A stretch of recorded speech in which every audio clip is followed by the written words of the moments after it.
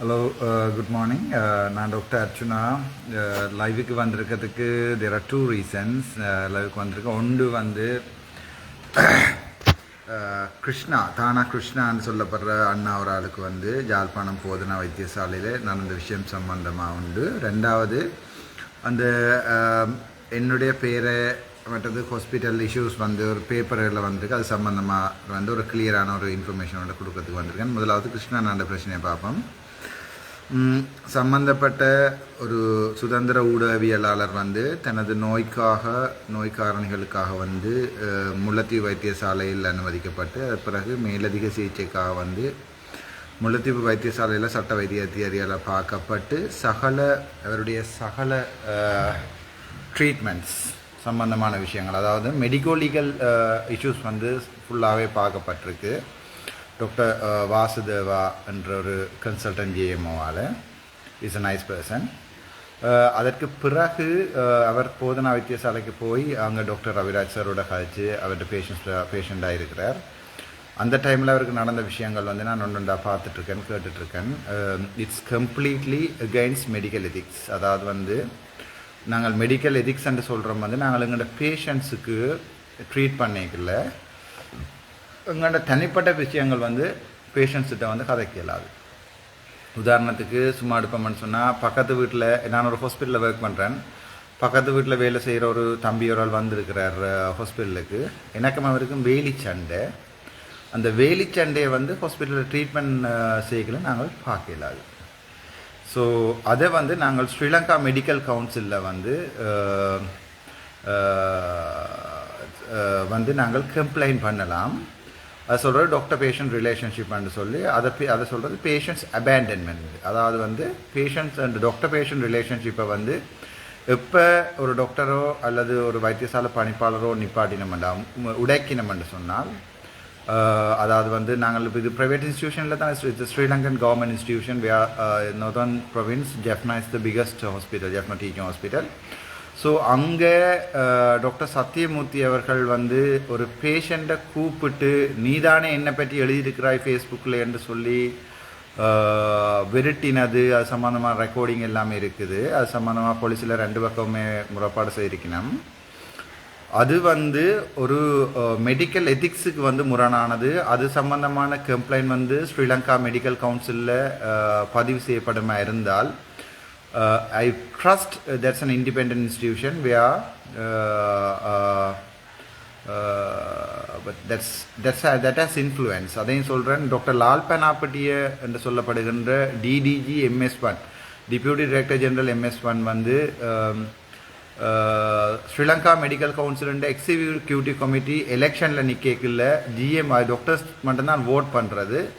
அதுக்கு ஜிஎம்ஓன்ற 8 கேண்டிடேட்டால் உண்டால தான் நின்றவர். அதுக்குரிய கேண்டிடேசி ப்ரோச்சர்ஸ், அட்வர்டைஸ்மெண்ட் எல்லாமே ஆன்லைனில் இருக்குது. ஸோ ஸ்ரீலங்கா மெடிக்கல் கவுன்சிலில் ஒரு இண்டிபெண்டான கவுன்சிலான்றது சம்பந்தமாகவும் டவுட் எனக்கு இருக்குது. Provided that's influence by the GMOA. அது ஜிஎம்ஓ வந்து இன்ஃப்ளூயன்ஸ் பண்ணி கொண்டு இருக்குது. Anyway, still we have a hope. That's a high institution to look after the medical professional, which is a noble profession. தமிழில் சொல்கிறேன்னு சொன்னால், ஸ்ரீலங்கா மெடிக்கல் கவுன்சில் தான் எங்கண்ட ஒரு டாக்டர்ஸுடைய எத்திக்ஸ், கண்டக்ட், பிஹேவியர்ஸ் எல்லாத்தையும் மானிட்டர் பண்ணுற ஒரே ஒரு இன்ஸ்டிடியூஷன். வேற நாங்கள் ஸ்ரீலங்கா மெடிக்கல் கவுன்சிலில் ஒரு கம்ப்ளைண்ட் உண்டு எனக்கு எதிராக நீங்கள் பண்ணினா கூட they will inquire about it. But நான் 1-2 கம்ப்ளைண்ட் பண்ணியிருக்கிறேன், அதை இன்க்வயர் பண்ண மாதிரி தெரியலை. நாங்கள் பார்ப்போம் மாறுதுடா. டாக்டர் சந்தநாயக்கன்னு சொல்லி ஒரு ஆள் வந்து எனக்கு first time appointment 2024/6/6 and appointment கிடைக்கிறதுக்கு முதல் நாள் 6/5 அல்லது 6/6 நினைக்கிறேன். எனக்கு கண்டியில் வச்சு தாறுமாறாக பேசினவர். It's a professional misconduct. அதுக்கு கம்ப்ளைண்ட் பண்ணி நான் SLMCயில் இந்த வரைக்கும் SLMCயில் அப்படி ஒரு இன்கொயரி நடந்ததா எனக்கு இன்ஃபார்ம் பண்ணப்படையில இன் ரைட்டிங்கில். So that's again questionable. We will think about it. Sri Lanka medical கவுன்சிலில் நாங்கள் பார்ப்போம். பட் இப்போ டாக்டர் சத்தியமூர்த்தி வந்து ஒரு பேஷண்ட்டை கூட்டிக்கொண்டு ரூமில் போட்டு தன் ஆஃபீஸில் நீதானே எனக்கு எதிராக கம்ப்ளைண்ட் எழுதியிருக்கிறாய், நீதானே அர்ச்சுனாண்ட ஆளாண்டால் வடக்கு கிழக்கே அர்ச்சுனாண்ட ஆளான்றது விளங்காட்டி, I am so I feel very pathetic regarding Dr. Satyamurthy's act. ஒரு பேஷண்ட் ஈவன் என்னை பற்றி கூடாமல் எழுதுகிற யாராவது கூட நான் இங்கே டாக்டராக வேலைக்கு வந்தால் முதல் வேலை எல்லாத்தையுமே துறந்து நான் ஒரு பேஷண்ட்டாக அவரை பார்த்து ஒரு அதாவது இந்த பர்சனல் ஒப்பீனியன்ஸ் இந்த பர்சனல் பிலீஃப்ஸ் இந்த பர்சனல் இஷ்யூஸ் வந்து ஒரு பேஷண்ட் ஹாஸ்பிட்டலுக்கு வரைக்கல நான் அதை காட்ட மாட்டேன். அதுதான் அர்ச்சுனாக்கும் சத்தியமூர்த்திக்கும் சம்பந்தப்பட்ட இன்னொரு சட்ட வைத்திய அதிகாரிக்கும் உள்ள வித்தியாசம். எனக்கு சரியான கவலையாக இருக்கேன் என்றால் இப்போ இப்படி ஒரு சிச்சுவேஷனில் என்னை பற்றி ஷேர் பண்ணினாக்கள் என்னை பற்றி நல்லா எழுதினாக்கள் எல்லாம் ஹாஸ்பிட்டலுக்கு பயப்படினமெண்டா நாங்கள் அதை வந்து சட்டத்தின்படி எனி ஆக்ஷன் எடுத்து we have to think about it, we have to chase somebody from the hospital, especially Sathiyamoorthy ஐயா. அவர் தான் அரசியலுக்கு வாரத்துக்காகவும் மற்றது என்ன வடிவாக சொல்லணும்னு சொன்னால் தனக்கு ஒரு ஆள் கூடாமல் எழுதிட்டாருன்றதுக்காண்டி ஹாஸ்பிட்டலில் வந்த பேஷண்ட் ஸ்டில் பீயிங் அட்மிட்டட் இன் த வார்ட் கூப்பிட்டு வெரைட்டி எங்கே எழுதின காட்டு பாப்பம் அண்டு எழுதினது கதைச்சதுகள் எல்லாம் வந்து ப்ரொஃபஷனல் மிஸ்கண்டக்டுக்குள்ள எஸ்எல்எம்சி ஆக்ஷன் எடுக்க வேணும்.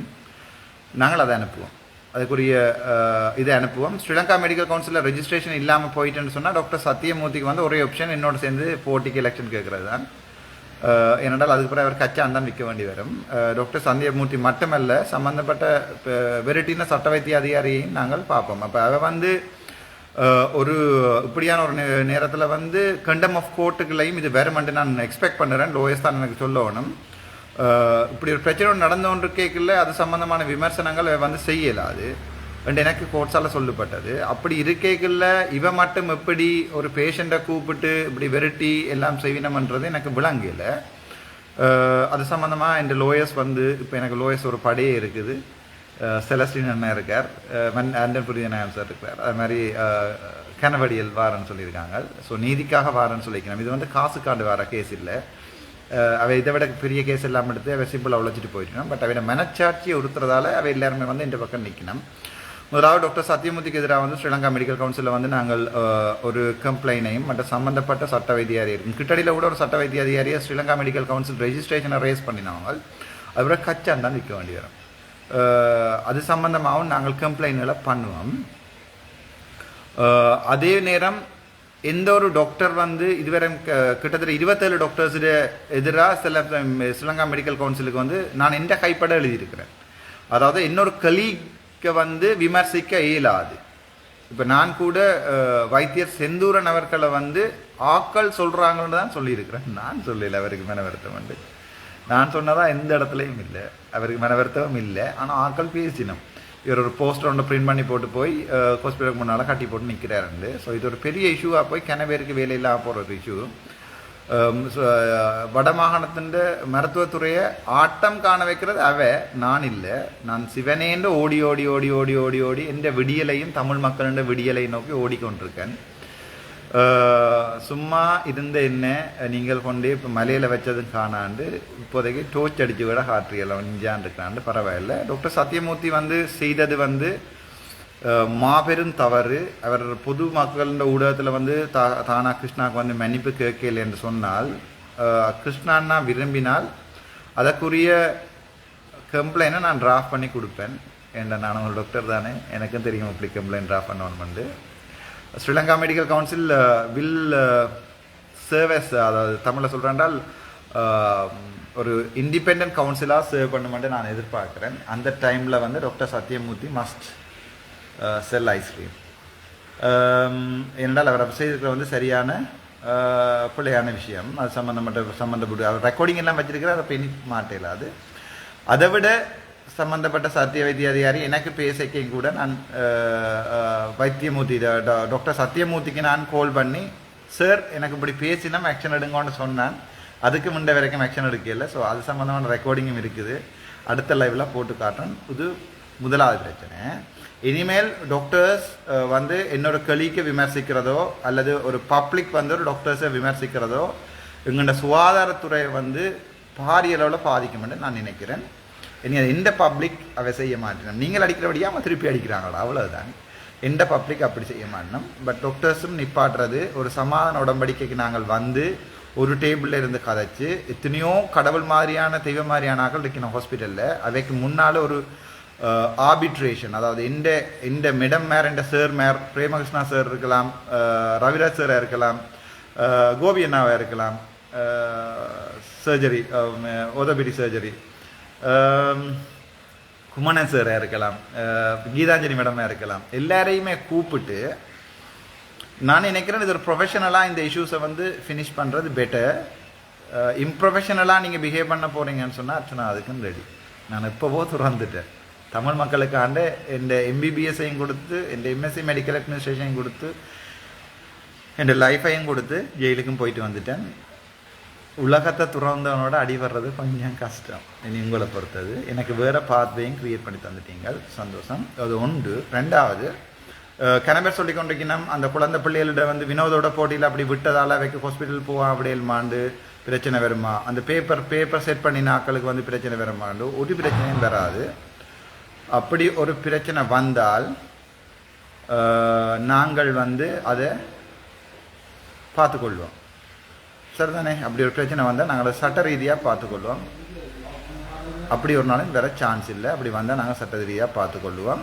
ரெண்டாவது, அப்படி நீங்கள் ஹாஸ்பிட்டலில் இருக்கைக்குள்ள யாராவது உங்களோட ட்ரீட்மெண்ட் சம்மந்தம் இல்லாமல் வேறு ஏதாவது ஒரு டாக்டர் கதப்பினமெண்டா அதை வீடியோ ரெக்கார்ட் பண்ணுற ரைட்ஸ் வந்து உங்களுக்கு இருக்குது. To save your self.